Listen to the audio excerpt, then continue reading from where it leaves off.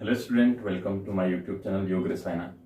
तो आज हम बात करेंगे, लास्ट टॉपिक है सॉल्यूशन चैप्टर का। ठीक है, it is very very important. ठीक है, अगर हम ये टॉपिक नहीं करते हैं तो हमारा जो कॉलिगेटिव प्रॉपर्टीज हैं उससे रिलेटेड जो क्वेश्चन एग्जाम में आते हैं, कॉम्पिटेटिव एग्जाम्स में कभी भी आते हैं तो गलत हो सकता है। इसलिए प्लीज़ इसको थोड़ा ध्यान से देखते हैं, समझते हैं चीज़ों को। ठीक है, बहुत ईजी टॉपिक है, आपको खुद लगेगा कि हाँ इट्स वेरी इजी। अगर इसके बिना हम जो है कॉलिगेटिव प्रॉपर्टीज की न्यूमेरिकल करने की कोशिश करेंगे तो सारे आपके गलत हो सकते हैं, वो खुद आपको लगने लगेगा। ठीक है, चलिए इसमें बेसिकली छोटे छोटे दो टॉपिक हैं, उसमें हम ध्यान देते हैं। क्या है?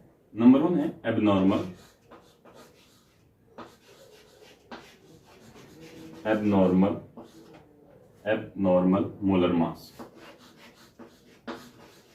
मोलर मास एक टॉपिक ही होने वाला है, और दूसरा आपका होने वाला है बच्चों want of factor, want of factor, factor I. चलिए ध्यान से देखिए दो टॉपिक को। ठीक है बच्चों, ये दोनों एक ही चीज है बेसिकली। इसी को रिप्रेजेंट करने के लिए वांट ऑफ ने अपना एक फैक्टर आई दिया था। तो बहुत इजी टॉपिक है बच्चों एक्चुअली। ठीक है, इसको समझते हैं कि कैसे ये चीजें हैं। ठीक है, एबनॉर्मल एबनॉर्मल मोलर मास। जैसे बच्चों इसके टॉपिक से ही मालूम चल रहा है, जो हमारा मोलर मास आएगा या मॉलिक्यूलर मास या atomic mass. Molar mass mass means हो सकता है बच्चों आपका एटॉमिक मास भी हो सकता है और मॉलिक्यूलर मास भी हो सकता है। अगर है ना, मोलर मास दो टाइप का होता है बेसिकली, एटॉमिक या मॉलिक्यूलर। मॉलिक्यूल होगा तो मॉलिक्यूलर मास, एटम होगा तो एटॉमिक मास बोलते हैं। ठीक है, अब ये है क्या, ये जो मोलर मास है ये एबनॉर्मल जो आपका कौन सा मोलर मास एबनॉर्मल आ रहा है, इसके बारे में हम बात करेंगे। ठीक है, चलिए एक बार बाइनरी सॉल्यूशन पर बात करते हैं बच्चों थोड़ा सा। बाइनरी सॉल्यूशन क्या होता है बच्चों, बताइए मुझे। बाइनरी सॉल्यूशन होता है कोई भी दो चीजों का सॉल्यूशन बच्चों। ठीक है, ए प्लस बी की हम बात करेंगे यहाँ पे, और ए हमारे पास क्या होगा बच्चों, सॉल्वेंट होगा, सॉल्वेंट। और बताइए बी क्या होगा बच्चों, बी होगा आपका सॉल्यूट, है ना, B will be solute, right. So it is a binary solution basically, right, which contain one solvent and one solute, right। चलिए बच्चों, हमने देखो कॉलिगेटिव प्रॉपर्टीज पढ़ी थी, उसमें हमने क्या पढ़ा था। देखो बच्चों, ये वाला टॉपिक जो है कॉलिगेटिव प्रॉपर्टीज से ही रिलेट करता है, इसलिए ध्यान देना। हम कॉलिगेटिव प्रॉपर्टीज की ही बात करेंगे यहाँ पे। कॉलिगेटिव प्रॉपर्टीज में जो सॉल्यूट था बच्चों, दैट वाज नॉन वॉलेटाइल। याद करिए, वो उड़ता नहीं था। और उड़ता कौन था केवल बच्चों, जो वॉलेटाइल नेचर का था वो सॉल्वेंट था। ठीक है, उसी में हम चार अलग अलग तरीके से चेंजेस देख रहे थे। ठीक, अब बच्चों लेकिन कॉलिगेटिव प्रॉपर्टीज कौन सी प्रॉपर्टीज होती हैं जो किस पे डिपेंड करते हैं, केवल और केवल सॉल्यूट के मोल कितने हैं या सॉल्यूट के particle, basically particle of solute कितने हैं, उस पर डिपेंड करता है कौन बच्चों, कॉलिगेटिव प्रॉपर्टीज, राइट। तो यहाँ फाइनली किस पे डिपेंड करने वाली है बच्चों, अगर हम इस सॉल्यूशन की बात करें तो बी के कितने मोल हैं या बी के कितने मॉलिक्यूल हैं, उस पर डिपेंड करेगी कॉलिगेटिव प्रॉपर्टीज, राइट। चलिए ठीक हो गया। अब देखिए बच्चों, सपोज हमारे पास एलिवेशन ऑफ जो boiling elevation of boiling point था ना बच्चों, क्या बोल रहे थे उसको, change in boiling temperature, TB आ रहा था बच्चों। सपोज टीबी हमारा आता है बच्चों 0.54 कैल्विन आता है, या जो भी आता है, ये इसकी यूनिट कैल्विन ही होगा। अगर चेंज है तो हम उसको दिखा सकते हैं, कोई दिक्कत नहीं है। तो इतना चेंज आ रहा है, ठीक है बच्चों, इतना चेंज आ रहा है टेम्परेचर में, इतना चेंज आ रहा है बच्चों। समझिएगा बच्चों, मैं दूसरी कॉलिगेटिव प्रॉपर्टीज लेके चल रहा हूं अभी आपके लिए। सपोज हमारे पास क्या आया बच्चों, ध्यान से सीखिएगा इस चीज को। ठीक है, जो आपका याद रखिए, जो डेल्टा टीबी होता है, चेंज इन बॉइलिंग टेम्परेचर, वो किसके प्रोपोर्शनल होता है बच्चों, होता है मोलेलिटी के। और मोलेलिटी आपका बच्चों क्या होता है बताइए, और जो एम होगा वो डायरेक्टली प्रोपोर्शनल होगा किसके, एनबी की। यही तो होगा बच्चों, जितना ज्यादा एनबी होगा उतना ही ज्यादा मोलेलिटी होगी, उतना ही ज्यादा इसमें क्या आएगा बच्चों, आपका चेंज आएगा। ठीक है, तो फाइनली जो चेंज इन बॉइलिंग टेम्परेचर यानी एलिवेशन ऑफ बॉइलिंग हो रहा है, टेम्परेचर हो रहा है बच्चों, किस पर डिपेंड कर रहा है बताइए बच्चों, किस पर डिपेंड कर रहा है, number of mole of solute पर डिपेंड करता है, उसी को हम कॉलिगेटिव प्रॉपर्टीज बोलते हैं। ठीक है, अच्छा बच्चों, इसका कुछ मास भी तो आएगा। हम यहाँ पर कैलकुलेट कर रहे थे बच्चों मास, क्या कैलकुलेट करते थे, मोलर मास। ठीक है, इसी का क्या आएगा बच्चों, हमारा मोलर मास भी आएगा। ठीक है, चलिए इस टर्म में देखते हैं बच्चों, इसको टीबी के टर्म में देखते हैं। फिलहाल हमने सॉल्यूट लिया बच्चों, यहां देखिएगा ध्यान से, सॉल्यूट लिया कोई, कोई हमने क्या लिया बच्चों, सॉल्यूट लिया, ठीक है। सॉल्यूट क्या लिया, बी। बी कुछ भी हो सकता है बच्चों, जैसे KCl हो सकता है, NaCl हो सकता है। सपोज हमने जो बी लिया था वो क्या लिया था बच्चों, KCl, ठीक। और KCl का कितना मोल लिया था बच्चों, हमने बताइए। KCl का हमने लिया था 1 मोल। कितना मोल, 1 मोल। इसको समझिए बच्चों, अब शुरू हो गया है एबनॉर्मल मोलर मास क्या होता है, समझ में आ जाएगा आपको। हमने क्या लिया था बच्चों, सॉल्यूट बी लिया था, और बी यानी KCl लिया हुआ था, ठीक है। और उसका कितना मोल लिया था बच्चों, 1 मोल। तो हम यहाँ पर जो अगर हम चेंज इन बॉइलिंग टेम्परेचर देखते हैं बच्चों, तो हमें फाइनली यहाँ पर देखना पड़ेगा कि NV की वैल्यू कितनी है। यही तो देखना पड़ेगा बच्चों, NV की वैल्यू कितनी है ये देखना पड़ेगा। और बच्चों NV क्या है, NV का मतलब हो गया number of mole of B। तो कितने मोल है बच्चों, 1। तो यहाँ पर हम NV इक्वल टू कितना रख देंगे बच्चों, 1, ठीक है।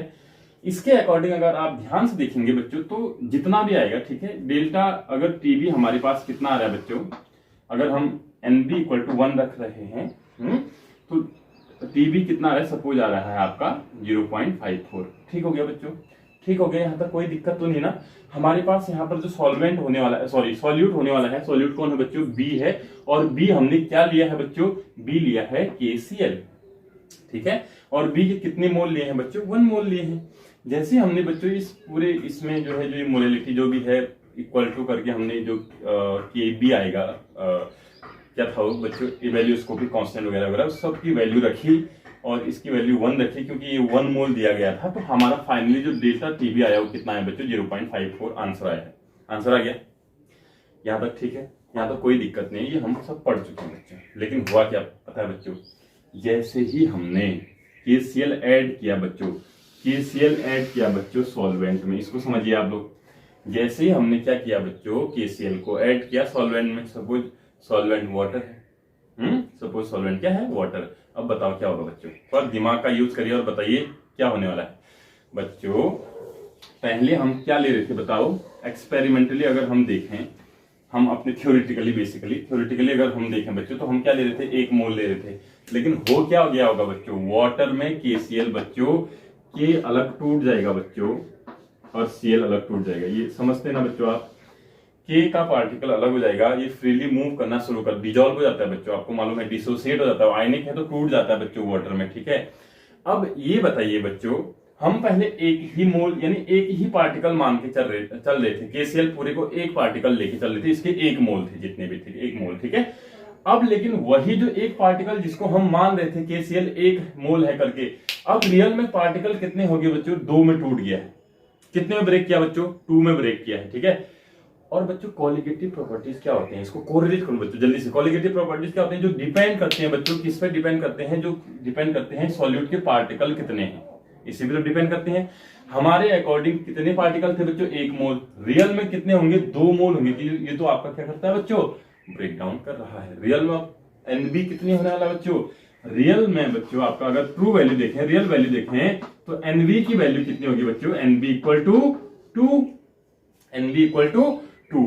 इसका मतलब बच्चों रियल में हमारे पास जितना भी आंसर आ रहा है, क्योंकि 1 रख के इतना आंसर आ रहा था, तो इनटू क्या कर देंगे हम, 2 कर देंगे, ठीक है। इक्वल टू कितना हो जाएगा बच्चों, 8 10।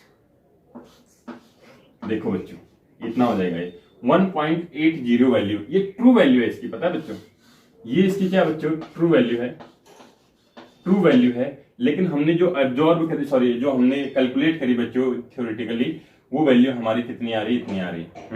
हमने सोचा था कि 1 मोल क्या होगा बच्चों, KCl होगा, तो उसके अकॉर्डिंग हमारी वैल्यू इतनी आ रही थी बच्चों। लेकिन हुआ क्या बच्चों, जैसे ही हमने क्या किया बच्चों, वाटर में उसको डाला, तो हमारे पास जो KCl था वो ब्रेक डाउन कर गया। रियल में कितने मोल बन गया बच्चों, 2। अब आप ये करिए, सोचिए कॉलिगेटिव प्रॉपर्टीज क्या होती है, जो सॉल्यूट के नंबर ऑफ पार्टिकल पर डिपेंड करती है। साइज क्या है, कैटाइन है, एनाइन है, उस पर बिल्कुल नेचर पे उसके डिपेंड करती ही नहीं बच्चों। तो यहाँ पर बने तो पार्टिकल 2 है ना बच्चों, यहाँ 1 ही था, यहाँ कितने बन गए हैं, 2। तो फाइनली हुआ क्या बच्चों, कॉलिगेटिव प्रॉपर्टीज में जो है चेंज आ गया। देखो आना चाहिए था इतना, आ गया है इतना। अब समझ रहे बात को। उसी तरीके से बच्चों आपका जो मोलर मास भी होगा वो भी तो चेंज होगा बच्चों, मोलर मास भी 100% चेंज होगा बच्चों। मोलर मास बच्चों, मोलर मास कैसे आएगा आप समझते हैं इस चीज को, ठीक है।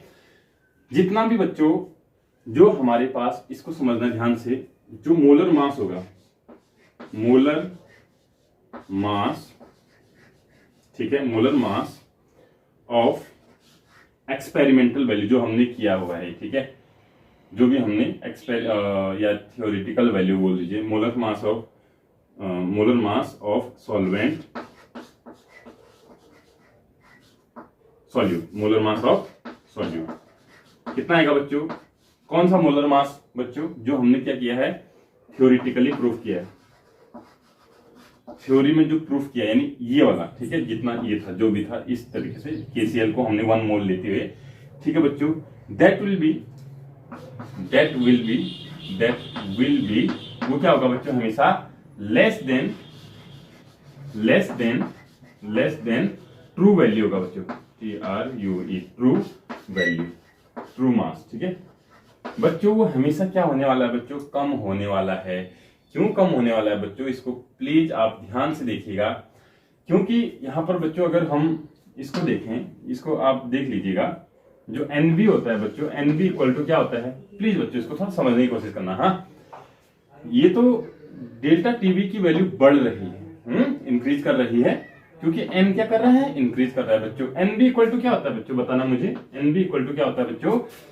Number of mole of B equal to क्या होगा? Given mass of B divided by molecular mass of B, यानी बच्चों NB और NB यानी number of mole of B और ये जो मॉलिक्यूलर मास ऑफ B है, वो क्या है? इनवर्सली प्रोपोर्शनल है कि नहीं है? बिल्कुल है, उल्टे हैं बच्चों एक दूसरे के, ठीक है। अगर ये बढ़ेगा तो ये घटेगा, ये घटेगा तो ये बढ़ेगा। अब देखिए बच्चों, कोरिलेट करना प्लीज, जो ये वाली लाइन लिखी है मैंने, इसको ध्यान समझिएगा। यहां पर बच्चों हमने इसकी बात करी थी और ये डायरेक्टली प्रोपोर्शनल था इसकी, ठीक है। तो यानी जो हमारी पहले जो बच्चों थ्योरेटिकल वैल्यू आ रही थी वो कम आ रही थी, लेकिन क्योंकि रियल में टूट ज्यादा रहे थे बच्चों, ये ज्यादा हो रहा था, है ना, हमारे पास यहाँ 2 आयन बन जा रहे थे, 2 आयन बनने की वजह से फाइनल जो इसका आंसर आ रहा था, ये क्या आ रहा था? ज्यादा आ रहा था, ठीक। लेकिन बच्चों अब जो है, जो थ्योरेटिकल वे में जो वैल्यू आएगी बच्चों, मोलर मास आएगा, वो क्या आएगा? यहाँ ये ज्यादा आ रहा था बच्चों, तो इसका अपोजिट है, इसकी वजह से ज्यादा आ रहा था, तो इसका अपोजिट क्या है? MB है। और ये हमेशा क्या आएगा बच्चों? The molar mass of solute theoretically that will be less than, ये क्या होगा? कम होगा बच्चों, और जो ट्रू वैल्यू होगी वो क्या होगी? उसकी ज्यादा होगी। आप समझ रहे हैं बच्चों? यहां से कोरिलेट करिए बच्चों, यहां से कोरिलेट करेंगे, ये चीज, ये वाली लाइन आपको बड़ी आसानी से समझ में आएगी बच्चों। अगर ये बढ़ेगा तो ये कम होगा, अगर देखो NB बढ़ा तो ये वाली वैल्यू तो बढ़ी बच्चों, लेकिन जो ये बढ़ेगा तो मोलर मास क्या हो जाएगा बच्चों? कम हो जाएगा। तो हमेशा बच्चों जो थ्योरेटिकली वैल्यू आती है मोलर मास की, वो क्या आती है? कम आती है। एक्सपेरिमेंटल या ट्रू वैल्यू क्या आती है आपकी बच्चों? ज्यादा आती है। इसका आपको ध्यान देना है, ठीक है। तो ये समझ में आ गया आपको। अब हुआ क्या बच्चों? हुआ क्या बताइए? हुआ यूं कि जब भी हमने नॉर्मल मोलर मास आएगा सोचा, जो ट्रू वैल्यू आएगी सोची थी हमने, ठीक है, मोलर मास जो भी है ये वाला, वो क्या हो रहा है बच्चों? कहीं ना कहीं कम या ज्यादा आ रहा है। अगर डिसोसिएशन हो रहा है बच्चों, देखो डिसोसिएशन ऑफ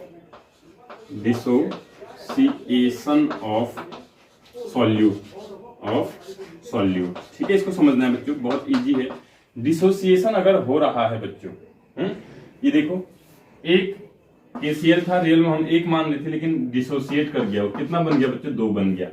तो उस केस में क्या हो रहा है बच्चों? उस केस में जो मोलर मास आएगा बच्चों हमारा, वो कम आएगा, जो उसकी ट्रू वैल्यू से हमेशा क्या कम आएगा, ठीक है। इससे आप इसको कोरिलेट कर सकते हैं बड़ी आसानी से, ठीक। अब बच्चों एक और होता है दूसरे में क्या हो जाएगा? फिर उसको आप कोरिलेट कर लीजिएगा, मैं स्टेटमेंट लिख दे रहा हूं उसका। अगर एसोसिएशन होता है बच्चों, एसोसिएशन मतलब जुड़ना होता है बच्चों, ठीक है। एसोसिएशन मीन्स होता है 2 मॉलिक्यूल एक बन जाना। आप सोचेंगे 2 मॉलिक्यूल एक कैसे बन सकते हैं? बिल्कुल बन सकते हैं बच्चों। आप पहले बताइए कि क्या होगा उस टाइम बच्चों? जो ऑब्जॉर्ब्ड, जो हमारा थ्योरेटिकल वैल्यू आएगी बच्चों किसकी? मोलर मास की, ठीक है, MB की, दैट विल बी ग्रेटर। अब वो ज्यादा होगी किससे बच्चों? ट्रू वैल्यू से। ट्रू वैल्यू या ट्रू आप बोल सकते हैं वैल्यू बच्चों MB, ट्रू MB से ज्यादा होने वाली है। अब ये कैसे होगा बच्चों? ये जस्ट इसका अपोजिट लिखा हुआ है, आप इसको एक बार कोरिलेट कर लेंगे तो आपको बड़ा समझ में आ जाएगा अच्छे से। बस आपको एसोसिएशन कैसे होना है ये समझना है, ठीक है। एसोसिएशन देखो बच्चों, मैं यहाँ पर बना देता हूँ आपके लिए एसोसिएशन कैसे होता है, ध्यान समझना। हम सोचते हैं बच्चों, जैसे हमने CH3 C double bond O और OH लिया, ये क्या लिया है बच्चों बताइए, हमने एक एसिटिक एसिड लिया है, पानी में वाटर में लिया, ठीक है। ये एक मोल ठीक हो गया।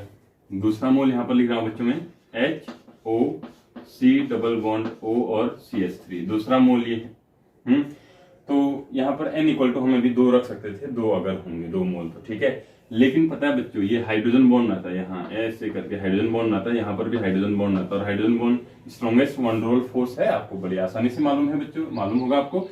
तो ये आपकी जो 2 अलग अलग पार्टिकल थे, हाइड्रोजन बॉन्ड बनाने की वजह से ये वाटर में बच्चों बिहेव करते हैं, एक ही मॉलिक्यूल की तरह बिहेव करते हैं, ठीक है ना। पहले क्या कर रहा था बच्चों, एक हम सोच रहे थे एक है वो टूट रहा था 2 में। अब क्या हो रहा है बच्चों, जैसे हमने वाटर में इसको मिलाया, वाटर में इसको मिलाया तो बच्चों, या किसी दूसरे सॉलिड में, तो ये उसमें क्या करता है बच्चों, आपका एसोसिएट हो जाता है। 2 मॉलिक्यूल आपस में हाइड्रोजन बॉन्ड बनाते हैं और एज वन सिंगल मॉलिक्यूल क्या करते हैं, आपके बिहेव करते हैं। अगर ऐसा होगा तो बताओ बच्चों, एसोसिएशन तो हो गया। हम सोच रहे थे, रियल में हम क्या सोच रहे थे बच्चों, 2 मॉलिक्यूल होंगे या 2 मोल होंगे। रियल में है कितने, रियल में कितने हैं बच्चों, एक ही मोल की तरह वो एक्ट कर रहा है। और कोलिगेटिव प्रॉपर्टीज क्या होती है बच्चों, इस पर डिपेंड करते हैं, number of particle of solid पे डिपेंड करती हैं। तो कहीं ना कहीं चेंजेस आएंगे ना बच्चों। अगर ऐसा होगा तो जो बच्चों आपको एसोसिएशन में जो बच्चों थ्योरेटिकल वैल्यू आती है एमबी की, वो क्या आती है, ग्रेटर देन ट्रू वैल्यू।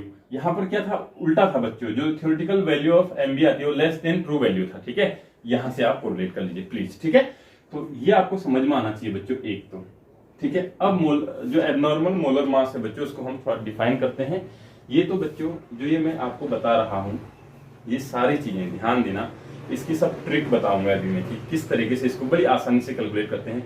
लेकिन जो ट्रिक के पीछे रियल मीनिंग था बच्चों, वो ये था, आपको ये चीज अगर आ गई तो आपका बच्चों कभी भी जो ये कोलिगेटिव प्रॉपर्टीज हैं, यहां से कोई भी क्वेश्चन गलत नहीं होगा। इस चीज का ध्यान देना बच्चों, बस एक बार मेहनत करिए, सीखिए इस चीज को, ठीक है।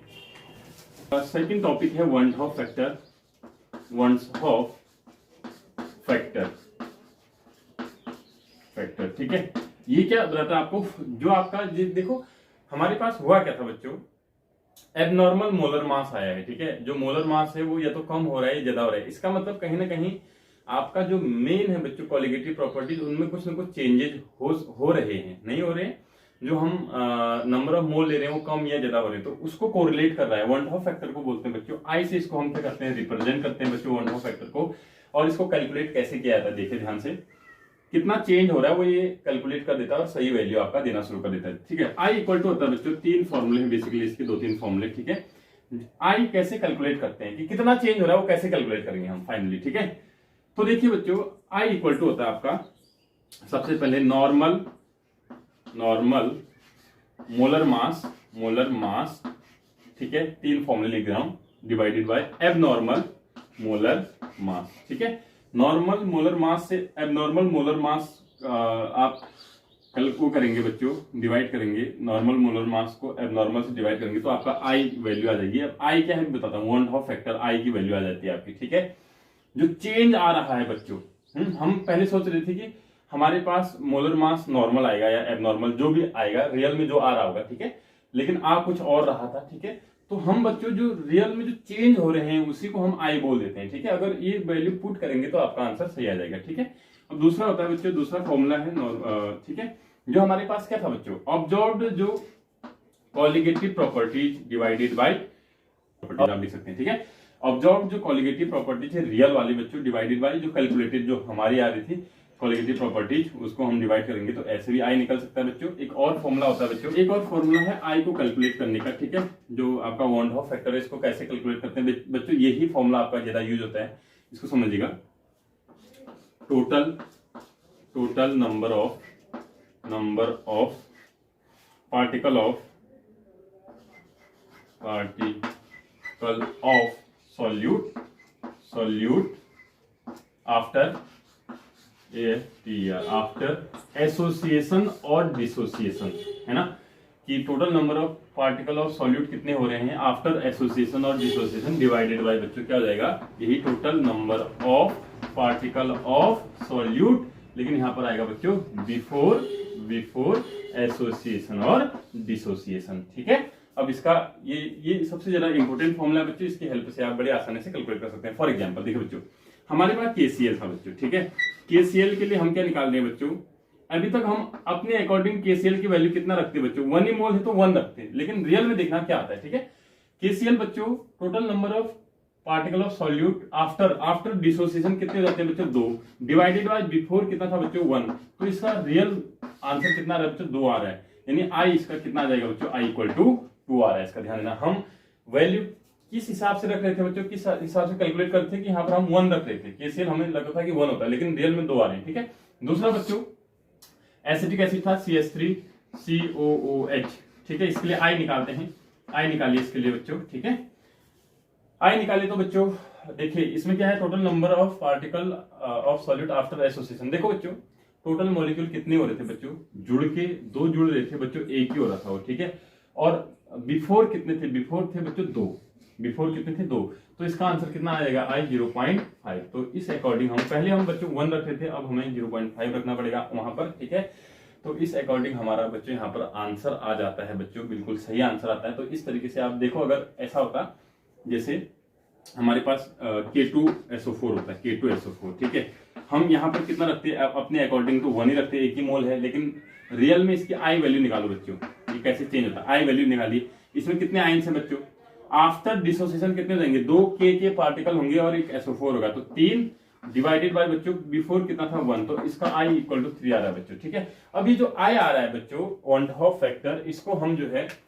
कहाँ यूज करते हैं वो ध्यान देना, ताकि हमारी जो क्वालिटेटिव प्रॉपर्टीज आते हैं बच्चों बिल्कुल आपकी क्या आए, सही आए। ठीक है, चलिए समझते हैं इसको, बहुत इजी है बच्चों। सबसे पहले हमारे बच्चों कितनी क्वालिटेटिव प्रॉपर्टीज, 4, 1 2 3 and 4। ठीक है बच्चों, चलिए समझते हैं इस चीज को कैसे वेरी करता है। सबसे पहले क्या था बच्चों, relative lowering in vapour pressure of solvent, ये तो था सॉल्वेंट। ठीक है, सॉल्वेंट। ठीक है बच्चों, तो इसमें क्या था बच्चों, आपको मालूम अगर होगा इसमें क्या था बताइए, इसमें फॉर्मूला था बच्चों P0A minus P0 PA divided by बच्चों क्या था, P0A, रिलेटिव लोअरिंग था ना बच्चों, ये इक्वल टू क्या था बच्चों, वही था NB अपॉन NA। इस तरीके से आप इसको लिख सकते हैं सॉल्यूशन का, प्लस NB भी था। ठीक है, तो इस तरीके से बच्चों अब यहाँ पर I लगा देते हैं बच्चों पहले। ठीक है ना, इनटू हम क्या करते हैं I, वन ऑफ फैक्टर बच्चों।